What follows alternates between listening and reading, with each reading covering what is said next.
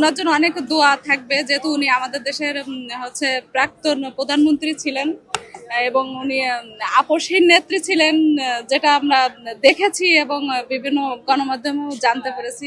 আসলে সন্তান নিয়ে আসলাম বাচ্চাদের আর কি একটু জানানোর জন্য, ওরাও যেহেতু পরবর্তী প্রজন্ম জানুক যে উনি কে ছিলেন। উনি একজন দেশের মানে নেত্রী ছিলেন, আপসহীন নেত্রী ছিলেন। যেহেতু অনেকদিন থেকেই ওনাকে মানে পছন্দ করি আর কি, ছোট থেকেই বলতে গেলে।